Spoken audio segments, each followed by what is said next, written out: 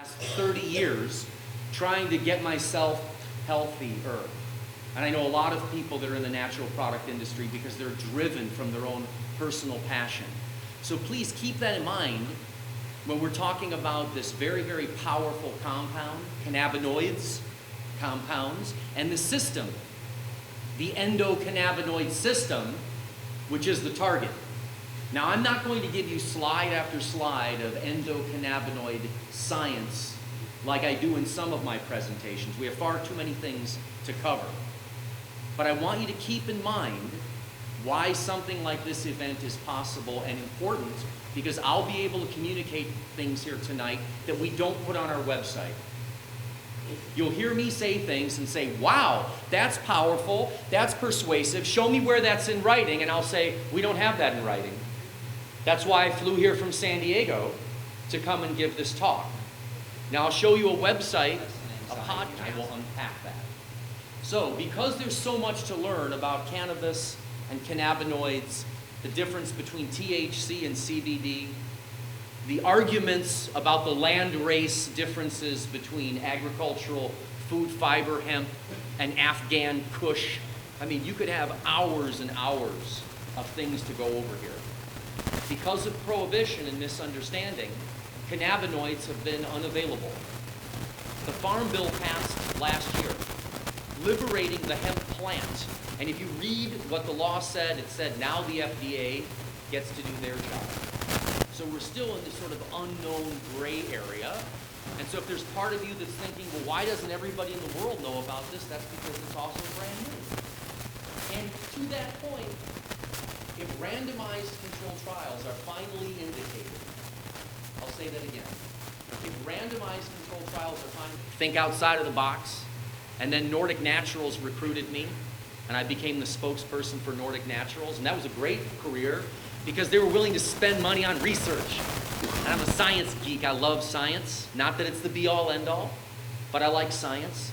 And Nordic Naturals was willing to spend money on research. Does everybody here know who Nordic Naturals is, the fish oil company? Okay, so I think we're all a little bit more familiar with fish and fish oil. Cannabinoids are like fatty acids. Most of us only know THC. We've heard of it, and CBD, but there are 100 plus of those phytocannabinoids. And then your body makes endocannabinoids, and that's what I'm really excited about. The body makes endocannabinoids, marijuana-like compounds. When you're exercising and you're dancing and you get the runner's high, you're flooding your body with anandamide, which means bliss in Sanskrit. Anandamide, your body makes this neurotransmitter of joy from what? Highly unsaturated fatty acids. Your body makes these neurotransmitters from the fats that you get from eating fish. How cool is that? So the idea that when you're feeling alive and you're dancing or you're running, you get that runner's high and you're high, that's the endocannabinoid system, okay? The fact that there's a plant, cannabis, that interacts with that system, that's as coincidental as a tobacco plant.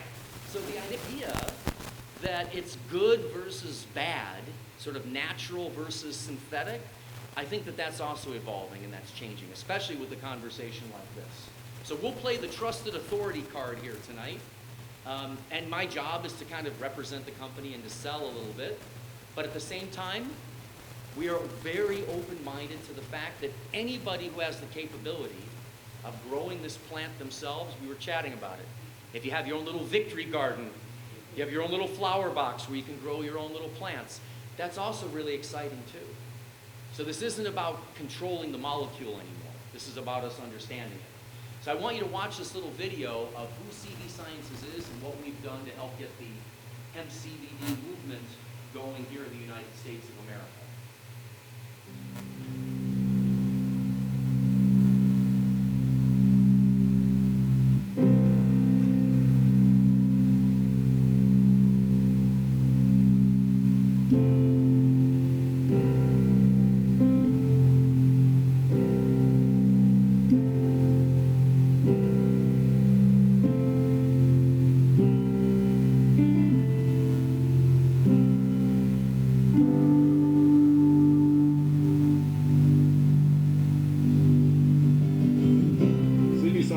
provided the first seed, not only in Kentucky, but the first seed in the nation. It was planted on May the 12th, 2014. They've been a long-standing partner and contributed every year to the development of the hemp industry in our state and across the nation. So we really appreciate all the people at CB Sciences from the beginning to right now. They've been a solid, consistent supporter and really have driven everything from the very beginning.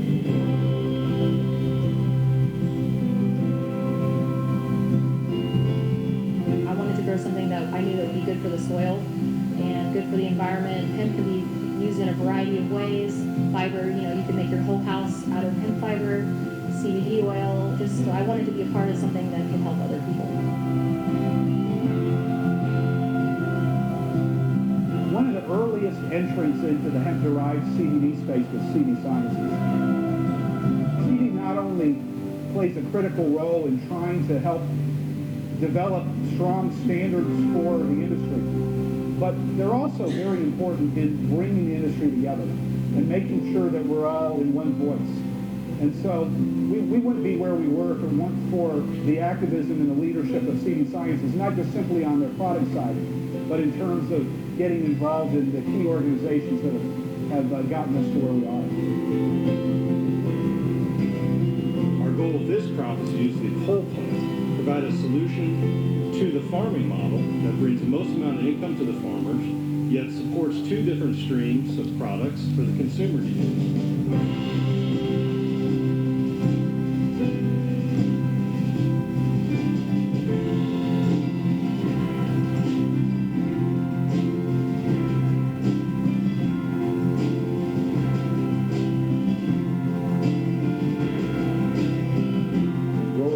With very minimum tillage, you can grow it without pesticides. That all helps getting the soil back to when it used to be when it was broke out of natural vegetation. CB Sciences, their model allows dual cropping, where we get the top of the plant, which has some flower, but then the bottom 2/3 of the plant we can then still take and harvest and use for fiber production. It's ultimately the model we think that's going to win long term, and it allows you to put it on hundreds of thousands, if not millions of acres relatively quickly. So that's what our vision is. How exciting is that? It's a dual crop.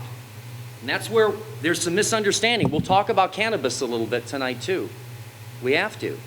What they're doing is different when you grow it indoors in a greenhouse. That's different than what we're doing. This is being sun-kissed. And the top part is used to make the products plus CBD oil, and the bottom part is used to replace plastic and petroleum products. Now that's a big deal. That's very holistic. So if you like that idea, when you purchase our products, that's what you're investing in.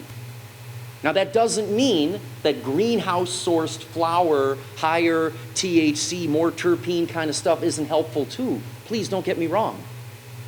When you give us money, this is where we're putting the money. And there's really two different ways to look at this. You can grow a lot of indoor grown stuff with a huge footprint on the environment, or you can do what we're doing and sequester CO2 from the atmosphere, make these products to help change people's lives, and then replace plastic. So that's our vision as a big publicly traded company. And guess what? That might be different than a little local farm. A little local farm might not be able to think like that, and they might make a little delicate, handmade little product that has a different market, a different customer, and a different audience. So that's going to be a takeaway through this whole presentation. So as we get there, one of my favorite reminders about hurtful words and staying positive. I go to a lot of public talks and lectures about this subject, and there's always this bashing of all these other companies. So I thought, exposure to ridicule, disdain, and humiliation from parents and peers is emotionally toxic and may adversely affect trajectories of brain development. So I won't say anything negative about any other company or about anybody, because I mean, it's so toxic, let's face it. So every CBD company is great, and every cannabinoid is great. They're like each and every one of us. There are 8 billion of us, and we're all here for a reason, and we're all perfect, okay?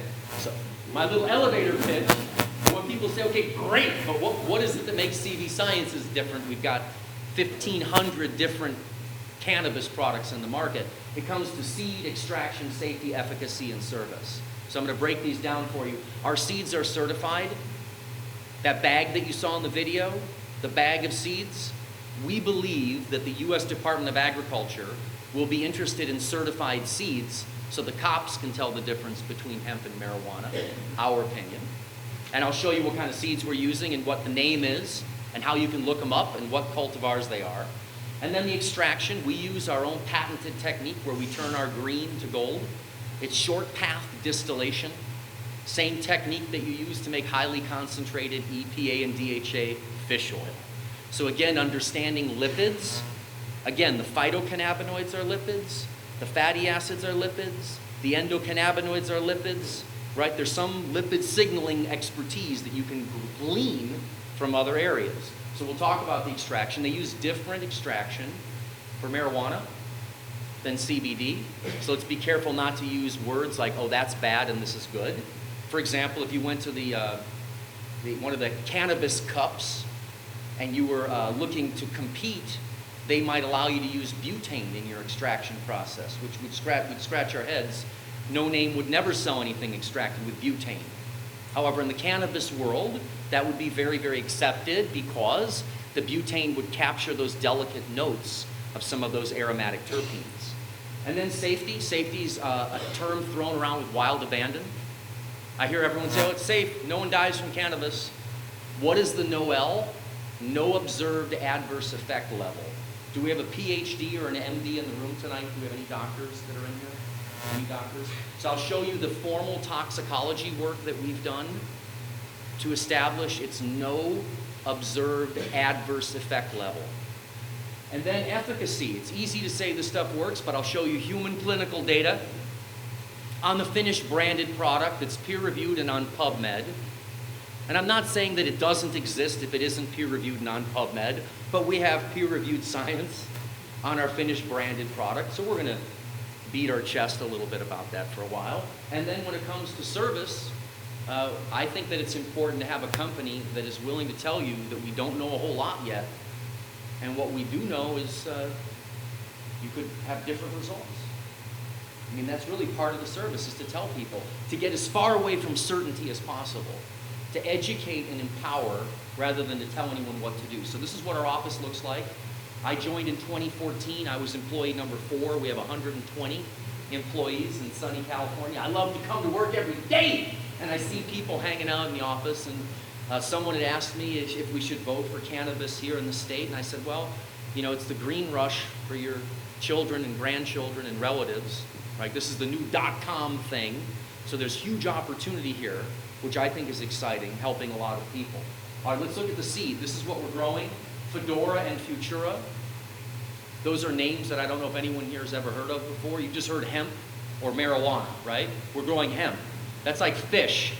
What kind of fish is it? Salmon or cod? Okay, we're growing Fedora and Futura, and these are the EU certified documents that we believe are the same sort of things U.S. Department of Agriculture will request. Now look down here, it's 55% linoleic acid, 20% alpha-linoleic acid. It's got a bunch of oil in there. How many of you here eat hemp seeds? Anybody? Hemp seeds? Hemp seed oil? Anybody? These are the exact same plants. I'll say it again. The same hemp seed and hemp soap and hemp rope and hemp shoe that you've been familiar with your whole life, we just extracted the top of it, like in that video. Haha. No one ever thought about doing that. No, because it was considered ditchweed. The cannabinoids were so low, only a dope would smoke rope. There's nothing there. Keep moving, right? God bless you. I will show you what's in the plant with GC mass spec, all the different cool peaks. How many of you are using plus CBD oil? Can I see a show of hands? Okay, so some of you showed up because the stuff is doing something, right? When I started in 2014, people on the marijuana side were saying, you're not going to get anything from ditchweed. There's no THC in there, man. You're not going to get anything. I'm like, it's a different product, different market, different customer. It does different things. So that's what's exciting about cannabinoids. There's 120 of them. So what ratio of what cannabinoids and what terpenoids are available to help us with all these myriad of conditions we're struggling with? So we're just opening up. It's the beginning. So that's what we're growing. You saw the video of what's going on here in America Did you hear Dr. Tony Brannon say the first seed was ours?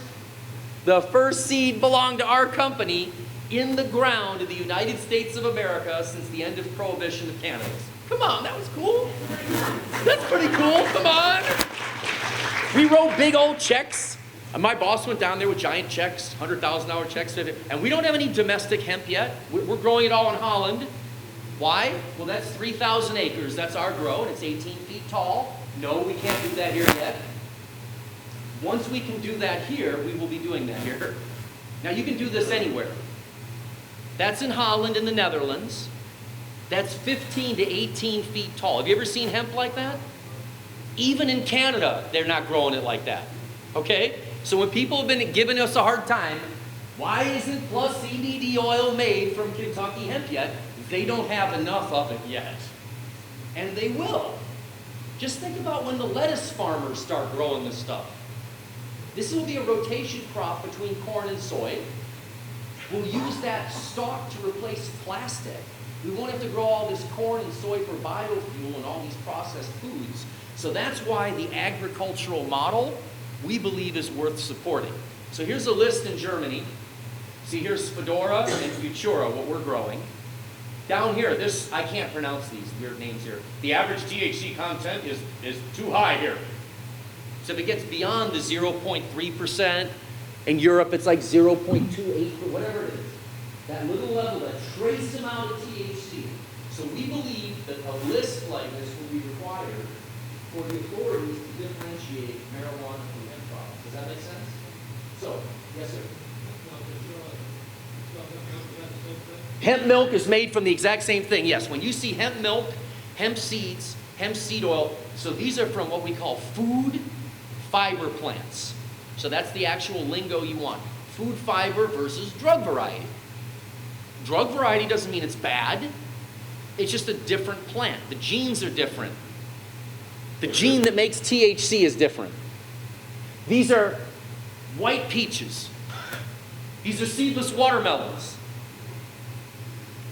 So that's different than taking a fiber plant, which is this, and crossbreeding it with a high CBD, low THC cannabis plant. You see the difference? I'll say that again. These are food fiber plants that have very low CBD. Okay? People are taking those plants and crossbreeding them with marijuana and selling that crossbred plant as a hemp plant. Do you see how complicated this is getting? So that's why let's not be focused on the fish.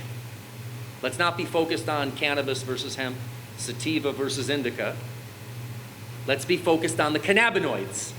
Let's understand what the cannabinoids do, and if the individual product is being pitched to do something, let's see some evidence for that support, okay? So here's what we're doing. How cool does that look? Woo! Big time farming, right? Again, not for everybody.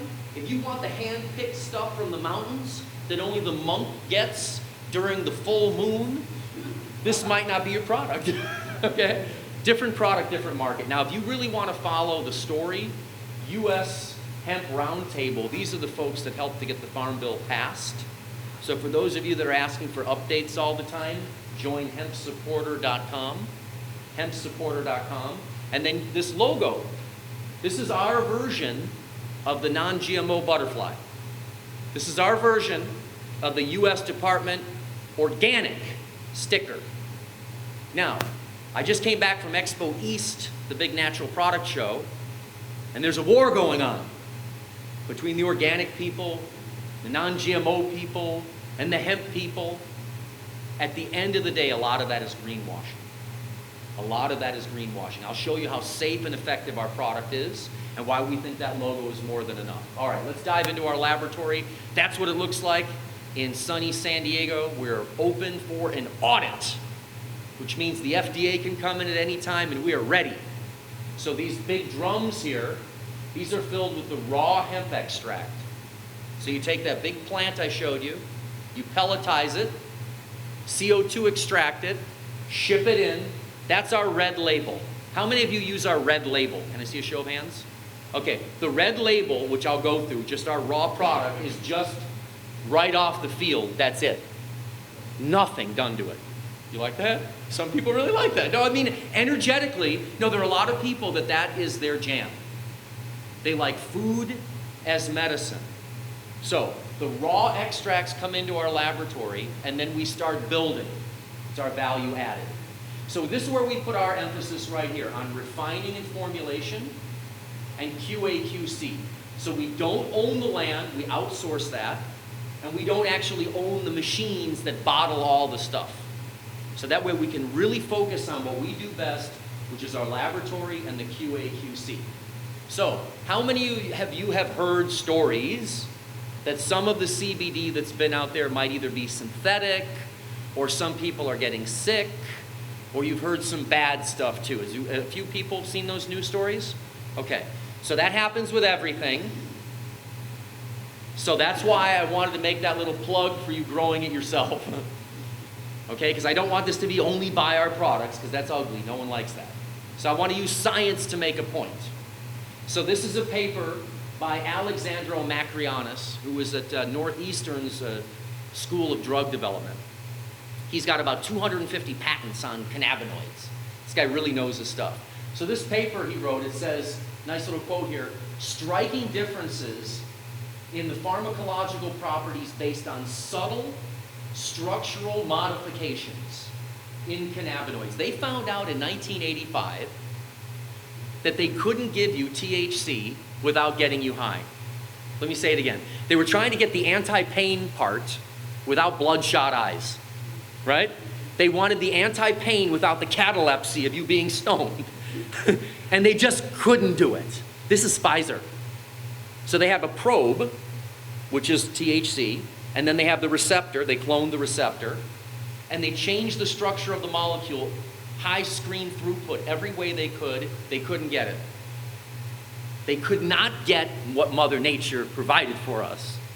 They couldn't get what they were looking for. What did they find? Small structural, subtle structural modifications can cause huge impacts. So synthetic cannabinoids like spice or bath salt can be very dangerous because they can overstimulate the endocannabinoid. Are you having an aha moment?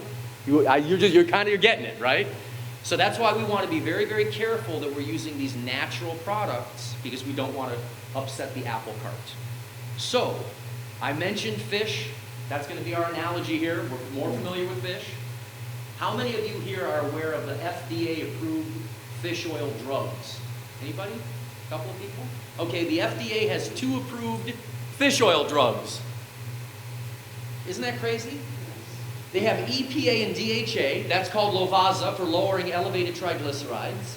And now they just have EPA by itself. That lowers death 25%. At 4,000 milligrams in type 2 diabetics that are taking blood sugar handling drugs and have elevated cholesterol and triglycerides and are treatment resistant. Now that's different than eating fish every day. Eating fish every day might give you more highly unsaturated fatty acids to help more appropriately respond to inflammation. As opposed to when you get it super concentrated like that, that lowers triglycerides without the side effects of fenofibrates that lower triglycerides and have side effects. It becomes a drug at that concentration. It's a food at this concentration. Does that make sense? At that concentration, under those parameters, the same exact thing becomes a drug. You're having an aha moment. Thank you. Okay? Please digest what I'm saying. If you just put DHA in milk, you say, supports brain health. Right? If you take fish oil, what do we say about fish oil?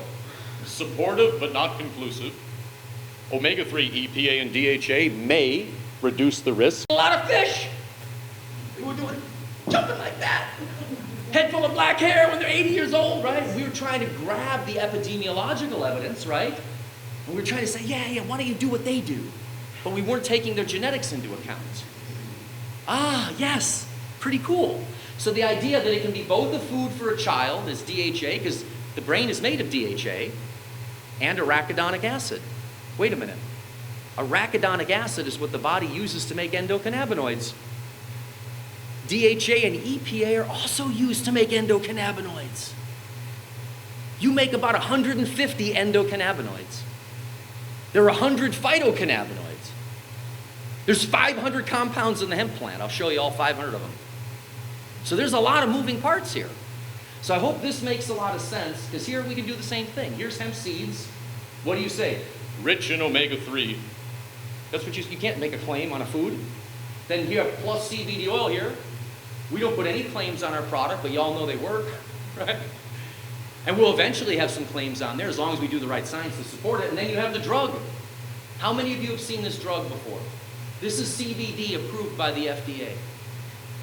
Yeah, one hand up there. That's how fast this is moving.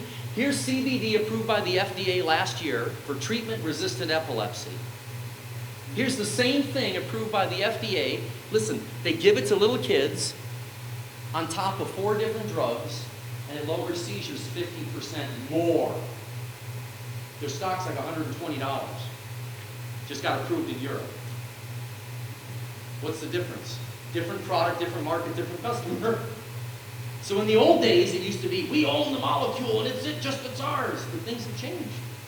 Even with all this ambiguity in the marketplace, nobody can stop these products that are out there. In fact, I'm friends with this company, this pharmaceutical company. Here's what she said to me recently. Alice Mead, she's been there for 22 years. She said, oh, we love CV Sciences. You know why?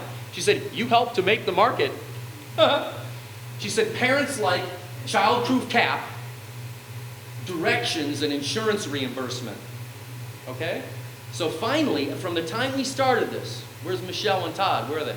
Right? From when we started this wasn't approved. Remember that? So people were coming to the store and buying plus CBD oil and flying to Colorado, like you've seen, because they didn't have access to an FDA-approved medication. Now they have that. So I hope that no one here is planning on taking CBD for treatment-resistant seizures. Because if you are, that's inappropriate. And if you are, don't tell us. Does that make sense? Different market, different customer, different product. Okay, let's continue. We use CO2 extraction. We think it's the best way to capture the flavor of the oil. And all of the hemp plants, depending on how they're grown and what you're growing, they all have different cofactors, the smell, the terpenes. How many of you are familiar with this part of the conversation? Can I see your hands, the terpene conversation? Okay, so this is the second part of the conversation. You've got cannabinoids. Remember, there are 100 of them at least. CBD and THC are the big ones we know. And then there are the terpenes. The stuff that makes it smell like a skunk or whatever. Okay? These are cofactors that modify the effects of the cannabinoids. Now, our product has a lot of this one, the caryophyllene, the black pepper, which is anti-inflammatory. This is important, but it doesn't have the sedation of myrcene. Okay? So there are a lot of products on the market, bless you, that have a lot of myrcene or a lot of linalool. Remember lavender, how lavender essential oil can relax you? Remember that?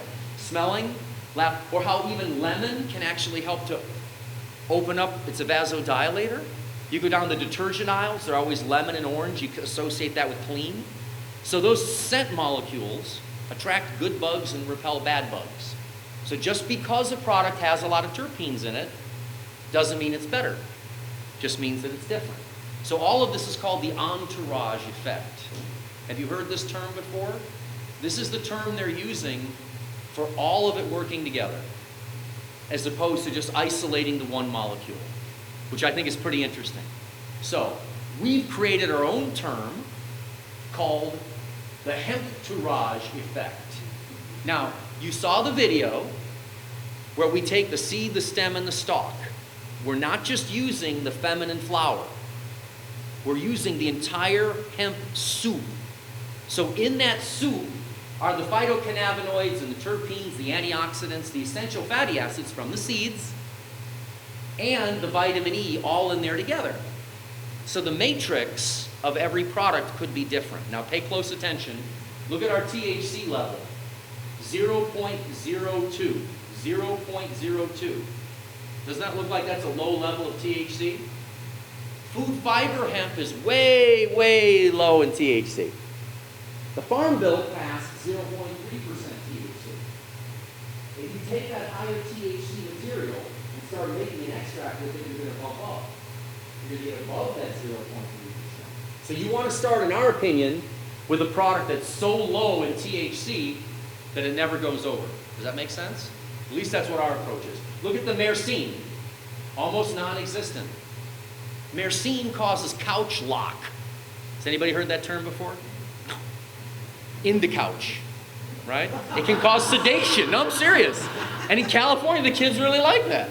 But that may not be what you're after, right? If you have subjective social anxiety disorder, you want something that's going to speak to the serotonin receptors and the GABA receptors and the ground and balance you. You're not going to want to feel like you were sedated. So you want to be careful about the cofactors. So the THC is important in a very small trace amount. This is important. A very, very small amount, not a large amount unless you want that application. Now, look at what we're looking at here. This is from Raphael Mechoulam. Does anyone recognize his name? He discovered THC. He's the godfather of this, Hebrew University. So, group in Tel Aviv University has found that a single ultra-low dose, look at this, 0.002 mg per kg. That's a microdose. Several orders of a magnitude lower than the conventional dose to get a mouse stone. Protects the brain from different insults, including inflammation that cause cognitive deficits. What? Too much THC causes you to forget. A little bit of THC may cause you to remember. Yeah, interesting. A very little hormetic, little activation of that CB1 receptor. So there are products out there now that say 0.0000 THC. They may not work the same way. So if the idea that all of these things are working in concert, we wouldn't want to remove that trace amount of THC. So if you're enjoying what I'm covering tonight, and you'd like to listen to a podcast where I go back and you can hear some of this stuff again, where I'm taking a couple of risks. This one here, the healthy approach, this was just recorded the other day. It's called Alternative, Alternative, Alternative. They first named it aspirin, Valium, Vicodin. I said, we can't do that. We're going to get in big trouble. But if you want to take a screenshot of that or make a note of that, the healthy approach, this is a podcast that goes over most of what I'm covering. All right, cool. Now let's talk about the delivery system. Let me go back so you can take a picture of that again. That way you can listen to it again, have your friends listen to it too. We can try to get some of this information out virally. Okay, how about bioavailability? This is a conversation all the time in the natural product industry. You go into the store and they say, calcium's good, but this one's 10 times more bioavailable. Does that make anybody crazy? It confuses me. I remember with the krill oil. Does anyone remember that? They had the krill oil with one little tiny pill of krill. And I was in charge at Nordic Naturals. We had to get the Better Business Bureau involved. A national advertising division challenge. We had to strike that down. We took them to court. They stopped running the commercial, but in everybody's mind, all you need is one little pill. So that same thing is happening with CBD. People are arguing about the delivery system. So our products have a threefold bioavailability because of the fat. There's fat in the seeds, the fatty acids, and then we use extra virgin olive oil. So we actually get very good bioavailability because cannabinoids and fats are very, very good cofactors together. Now let's do a deep dive on what we have that is different. If anybody's still sitting in here listening saying, oh, come on, but still show me what you have. This is a machine that measures to 0.3 parts per million. It costs about $2 million. And we ran this stuff, the Fedora and Futura. And again, to be clear on how we do it, we whack the top part off, we pelletize it, we CO2 extract it, that's what's in those big tubs. Then the red label becomes the green label, becomes the gold label. I'll show you how we do it. So we take that plant and we run it through the machine. Look at this. Every one of these little peaks, look at this. These are all compounds in the product, many of which have never been identified. So if you like science and you like being on the bleeding edge, I mean, you can't make this stuff up. There are compounds in here that there are no reference standards for. So when someone says, I want to know exactly what this stuff does, because that's what the government does, right? We want to know exactly what this stuff does. Well, hang tight. We'll find out in the next 5 or 10 years. I mean, really, because we're working right now trying to find who can help us identify compounds that have never been identified before. We're talking to the government at Ole Miss. The government grows its cannabis down at Ole Miss University. Ikhlas Khan and Mahmoud Masoli down there, the PhDs, to try to help identify, so that what I'm saying is if you look at this with every different product, they're all different. If you were to go to Michelle's store, or any store, and take all the hemp extracts and run them all through this machine, they'd all have different thumbprints. So they're all different. So you can't mix and match like you used to before, right? Here's some omega-3 research. Does it fit for this? Because every product is different. So our red label, which a few of you said that you take, how many of you said you take this? Can I see a show of hands? Okay, so a few of you take this one. So just so you know, this is the full extract with nothing else in it. So if you want the full plant as Mother Nature intended it, and the focus is on CBDA. So if you want one little note that you can write down yourself, go home and look up the difference between CBD and CBDA. Just so you can get the structure, function part. The shape is different, the function is different. CBDA is way bigger than CBD. CBDA doesn't cross your blood-brain barrier very much. CBDA is better for the periphery, back pain, gut pain, anticipatory nausea. The structure determines the function. So that's where I want to push these education events, where it's not just marketing. This is good for this is good for that. I mean, it's disgusting, right?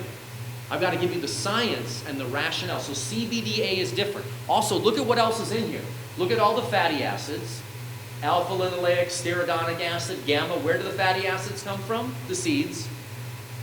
Then you got the cannabinoids. We measure 11. There could be a lot more in there, but we measure 11. The terpenes. Caryophyllene, which is why it tastes like pepper. Very little myrcene, so you don't get stoned. Plant sterols, chlorophyll, and vitamin E in all 8 of its isomers. So just dig that for a second. You grow this food fiber hemp plant. It sucks CO2 out of the atmosphere. You take the top part off to make this. The bottom part replaces plastic. And the product is filled with all of these things. We haven't added one thing to it. That's exactly how it occurs right off the field. How cool is that? Yes? The blood-brain barrier. So this product, the raw product, is more for your body. It doesn't have a lot of central nervous system penetration. So if it's anxiety or stress, this isn't the right product. If it's back pain, this is the right product. If it's nausea, this is the right product. So it's because CBDA has a different footprint than CBD, different structure, different function. Does that make sense? So then we take this raw product and we have to convert it. So we heat it, and it takes the CBDA and it changes it to CBD. And the structure changes and the function changes. So now we have a different molecule. We now have cannabidiol that can go up through the blood-brain barrier and support your central nervous system and help to coordinate the immune system and the central nervous system. I would say of every molecule that we've ever studied, CBD, in my opinion, may be the most exciting molecule we have found so far, yet. I know there are others coming, but here's why I say that. It's a modulator, a homeostatic regulator. Why is it so safe? Because it doesn't directly interact with the sites in the brain like THC does. Let me say that again. CBD does not have the interaction at the brain sites like THC does. It doesn't fit in those receptors at all. That's why the FDA approved it for treatment-resistant seizure in children. So they looked very closely at that, the National Institutes of Drug Abuse. They wanted to make sure that this stuff was totally different. And I'll show you a scientific paper we published where we used our CBD to help a young man that was horribly addicted to marijuana. So we're going to argue that decaf is different than regular. Decaf is different than regular. Different product, different market. So now look at what it looks like after we heat it. It's different. Different structure. And that's what the green label is. And a lot of you have been using that, and this stuff's incredible. When we started, this first bottle was like $20. Remember the first one was $19.99, right? The one we had with the glycerin base. Now we've got the good extra virgin olive oil base. We just won an award for that at Expo, the Nexty Award. And it's got extra virgin olive oil and monk fruit. No stevia. I don't know about you, I don't like the stevia taste. But you take this thing, how many of you use this pump? Can I see a few hands, anybody? We talked about this, this stuff's helping you sleep better, isn't it? Couple little squirts. Why could a few pumps make a difference? Because it's disrupting metabolism of endocannabinoids. Let me say that again. You're normally making and degrading your endocannabinoids to keep you healthy. But stress destroys them. I don't know about anybody else, but I just noticed people are just anxious, stressed out all the time, right? CBD deactivates the enzyme that degrades your natural calming neurotransmitters. Let me say it again. Your body makes marijuana-like compounds to keep you cool, but you don't feel them because you're so stressed out that the enzymes, they eat them up all the time. You take CBD, Fa, which is the enzyme, gets put on the timeout map. Now your endocannabinoids have some time to connect to the receptors in the brain and you feel better. Haven't you noticed just a few pumps of this stuff? Less stress, less anxiety. It speaks to the serotonin receptor. It speaks to the GABA receptor. It helps to communicate and coordinate. And it's not for everybody. If you're perfectly balanced, like my wife, she's like, boom. She doesn't need this stuff at all. Rare occasion, maybe menstrual cramps, migraine once in a while. But when you're really healthy, your endocannabinoid system is healthy and you don't need this stuff at all. Now, when we turn it into gold, we take 10 kilos of this, here's our decarb, and we turn it into gold. That's the gold formula. Now, most people can't do this at home, because that's pretty difficult to do at home. You need to have a lot of equipment to do that. So there's the gold formula. See this? Here's all the plant water-lovings. The water-loving stuff is gone. The chlorophyll, the plant sterols, that's all gone. All the cannabinoids are concentrated. It's a different product. This is the one we use for pain. The big time one for pain. So you get more cannabinoids. Now it's much more fat, the delivery system, more terpenes, and more vitamin E. Now we don't isolate it into a powder. Think about the powder for a moment. Think about vitamin C. Is vitamin C powder, crystal, ascorbic acid the same as eating an orange? No. Cannabinoids, when you isolate CBD by itself, is it the same as a hemp extract? No. So will there be a role for CBD by itself as opposed to the hemp extracts? Absolutely. All right, let's dive into safety. We published this report last year in the Journal of Toxicology demonstrating that our product was safe for human consumption. Now, I thought this was going to be the be-all, end-all. We're a publicly traded company. People would hear that, and we would win. We'd be number one. Nobody cares. Nobody cares. No, because everybody assumes the stuff's safe. No, really. Everyone says, oh, come on, Stuart. We all know CBD and hemp are safe. What are you talking about? Because we are a publicly traded company, and we are dealing directly with the FDA, we want to do it a certain way. And so that is establishing the safety. So here's an assessment of the genotoxicity and subchronic toxicity in the Wistar rat of our superfluid extract of what is aerial parts above the ground. So this is the first and only formal toxicology work published on a hemp extract in the commercial market. So if you wanted me to kind of be a bit of a tough guy for a minute, I would say only buy our product because we're the only ones that have spent, but that's not fair. Because we know that all these products have benefits and they all have place. I loved having some of the people nodding in the back, some of the young people nodding. They all have a place. But here's the question. When you're standing in front of a judge and she's asking, do you have the toxicological evidence that what you're selling is not dangerous for human consumption? Will they be asking for this? Will you get away without having this in front of the judge? No way. So activism is completely different than standing there toe-to-toe with the FDA. Now there's more. We put CBD right on our label for years. We never hid from it at all. Because we knew that the FDA wanted the customer to make an informed buying decision. So we've stuck with transparency. We've got a little QR code. You can scan every bottle. It goes to a certificate of analysis so the cops know what this stuff is. So if this is resonating with you on how we're dealing with the plant, then we might be winning you over. Now let's talk about the great stuff, science. Here's our first paper. CBD oil for decreasing addictive use of marijuana. I know, it's kind of an eye-opener. If I say it's decaf instead of regular, does anyone recognize the author, Scott Shannon, MD, from the Wholeness Center in Colorado? He's the lead principal investigator for MAPS, where they're doing all kinds of interesting stuff, trying to help people with treatment-resistant PTSD. So in this paper, look at this. The patient was a 27-year-old dude who presented a long-standing diagnosis of bipolar disorder and a daily addiction to marijuana. In the described intervention, the only change made to the patient's treatment was the addition of CBD with the dosage gradually decreasing. I love that last line. So this guy has the gene that he can't tolerate THC. They've only recently found that.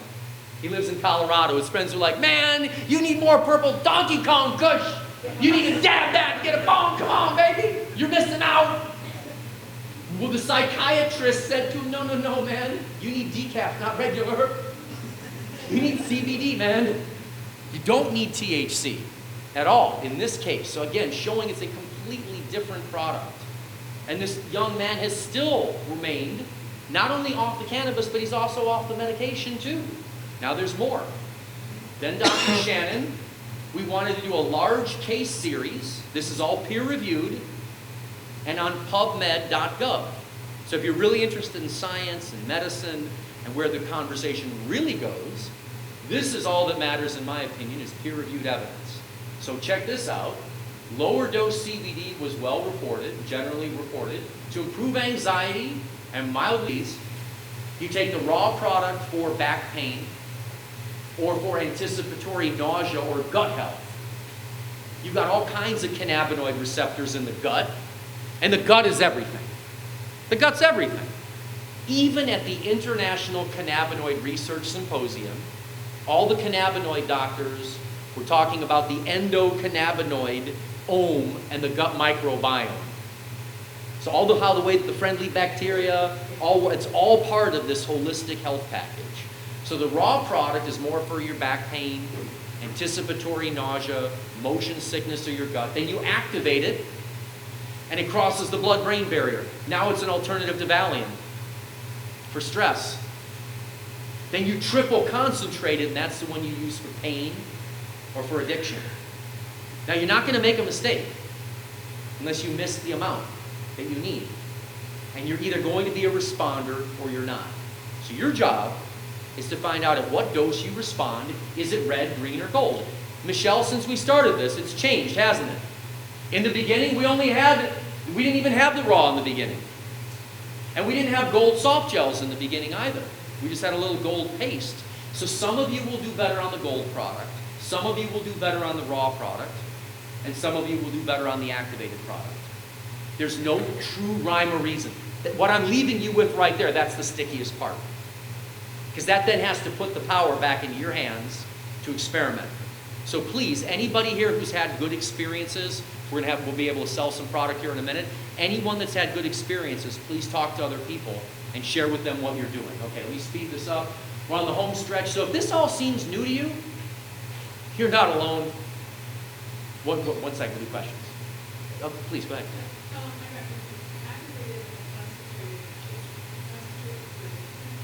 This was, the concentrated one. The reason I said for addiction is because at a higher concentration, it's going to blunt the dopaminergic signaling. Remember I said we're making a drug for addiction? So we're using isolated CBD by itself and nicotine for smokeless tobacco addiction. This is our highest concentration. It's not a pharmaceutical concentration, but this would be the one that people are using, and let me explain why. Because it modulates the opioid receptors. CBD is a positive or negative allosteric modulator. What does that mean?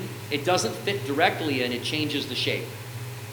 It enhances the binding of opioids, whether they're endogenous or exogenous, which is why addiction specialists in California for a long time were using cannabis to wean people off of opioids. Does that make sense? So the idea here, low to no THC, but that would have the highest amount of THC of all of the products. One gold soft gel here has 0.2 of 1 milligram. 0.2 of 1 milligram of THC. You need about 10 milligrams of THC to get a buzz. There's 0.2 of 1 milligram. So that would be the one that would probably be most effective for addiction. and for pain, okay? So, yes?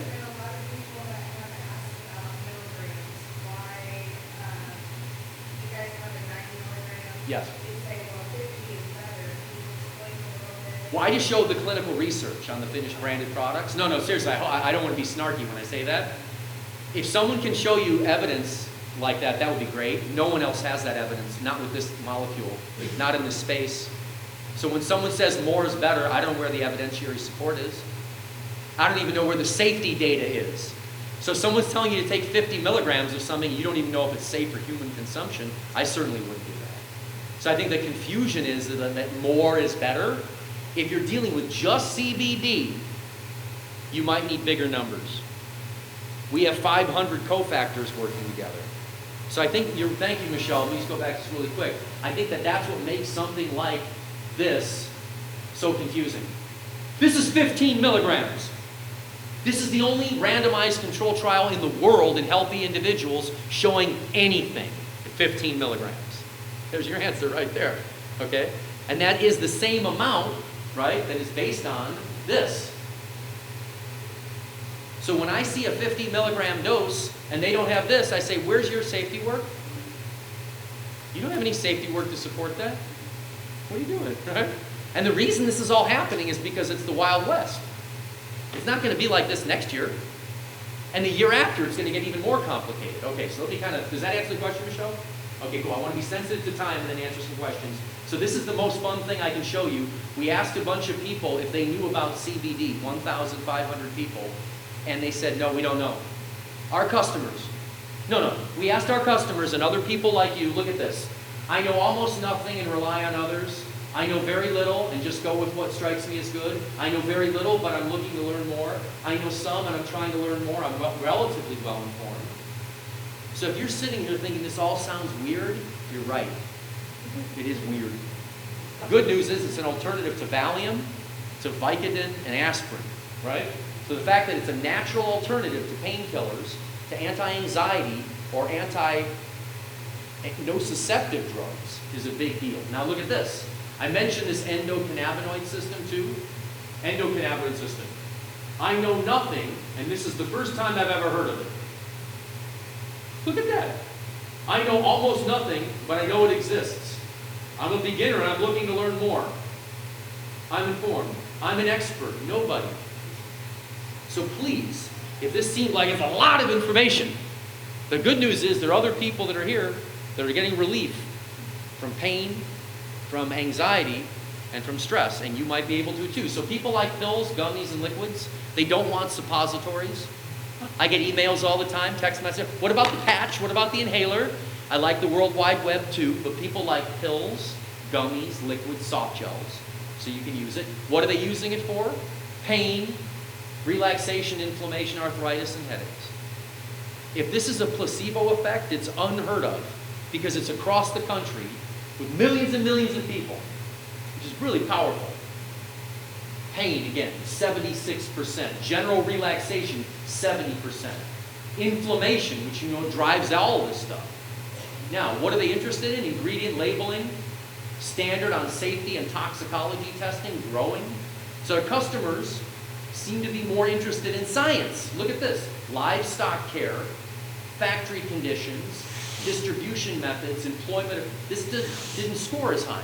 Interesting. Yes? Give a lot of questions on the difference between water soluble and fat soluble. Before you're done, if you can. Okay, cool. Okay, absolutely.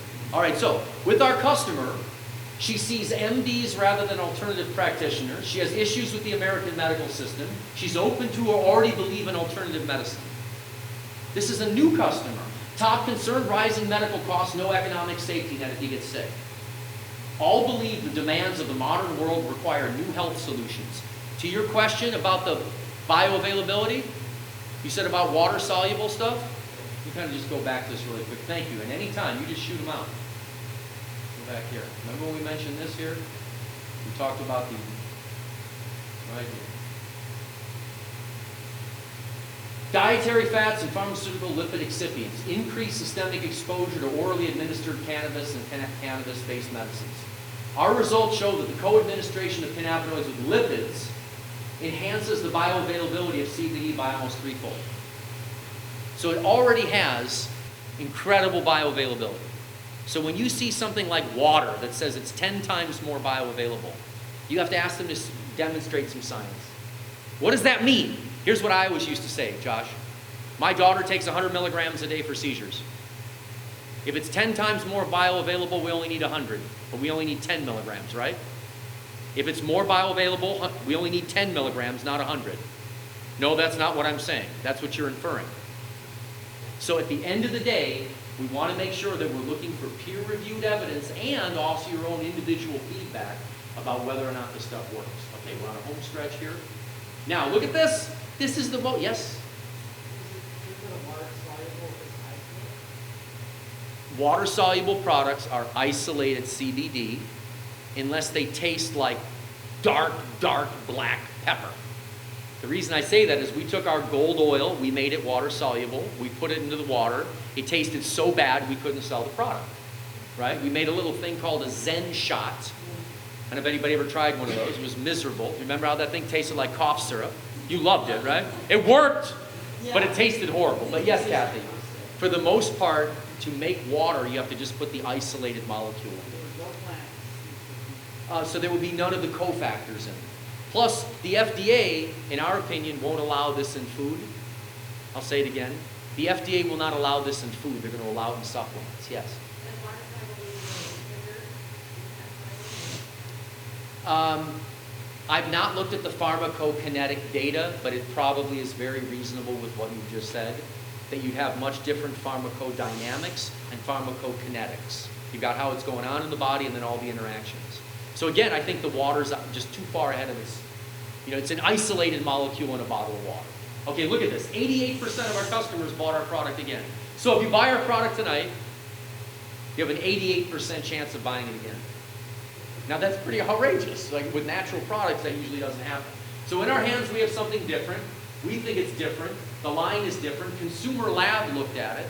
Consumer Lab is independent, and they looked at the price. We're $1.02. Here's one that's $4.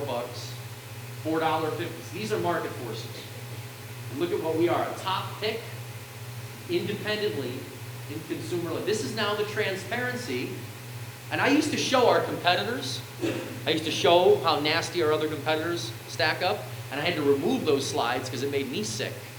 I can't stand up here and show you that stuff. You can go here and buy it at consumerlab.com and find out what's going on, because this is going to make it really exciting because they're market forces.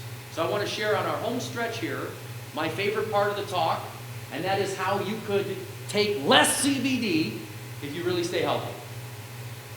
If you really stay healthy and you have a great endocannabinoid system. Does anyone remember the name Jeff Bland? Dr. Jeff Bland? It's like the father of orthomolecular medicine. And I heard him say a long time ago, when you're healthy, when your endocannabinoid system is healthy, when you're totally balanced, you might not need any of this stuff. So how do we get there? The prebiotics are a huge deal, and the probiotics. Now I just throw some of the ones that I like. There are a whole bunch of great brands that are out there. I mentioned the highly unsaturated fatty acids. You make endocannabinoids. You make endocannabinoids from highly unsaturated fatty acids. So if you have too much omega-6 in your system, and that makes pro-inflammatory prostaglandins, and it also makes endocannabinoids. And once you make endocannabinoids because you're stressed out, arachidonic acid is the metabolic byproduct that's going to go back into the inflammatory cascade and cause more inflammation. So if you really want to get the benefit of this stuff, you need to nix the 6 and eat the 3. You need to get the gut microbiome, because that's everything. We don't want leaky gut. Leaky gut is what's causing all of this systemic inflammation. And now the endocannabinoid system is trying to coordinate the immune system and the central nervous system. So that's what I love about this. This is a big holistic picture. So just think about it as an alternative to aspirin. If I have 2 seconds, what is it? Aspirin, Valium, Vicodin. Alternative to aspirin, Valium, Vicodin. It would be great to say that on the label, wouldn't it? You know how much of the stuff we would sell then? Don't take aspirin, take the red one. Don't take Valium, take the green one. Don't take Vicodin, take the gold one. It'd be a lot easier. We can't say that. But I want you to know that what's in the bottle is different. You saw it with your own eyes. The extract is different. So again, I want to say this one more time. Don't be obsessed about which one of these is perfect. We've got a large bottle of this. If you're confused, you can just start with that. Let's say you know that your gut is part of the issue, use the red label, because this is the one for the gut. If you have central sensitization, where it's so bad, fibromyalgia, people touch it, really painful, you might want the COX-2 inhibition, like aspirin works, and NF-kappa beta, further upstream with some of the inflammatory cascade. You might want to combine the gold with the raw, if you've got a really difficult case. There's some people, like I wake up in the morning, my brain is always like this. So it's hard to sleep. It is, yes. Yeah, as long as you're using them within reasonable doses, which couple of pills, right? 15, 30 milligrams. We have a 1-800 number on the bottle. You call the second there's a side effect. We want to capture all of that, okay? We're not hiding from anybody. You have a tummy ache, you have a headache, you call that 1-800 number on there, and if there's an issue, a medical doctor will call you back. Because we've been tracking all of that. We sold $50 million last year worth of stuff, okay? So the big log, we had like 618 complaints and not one serious adverse event. A complaint would be like a bottle's leaking or a soft gel opened up in the bottle. So at the amounts we're talking about, 15, 30, 50 milligrams, we're okay.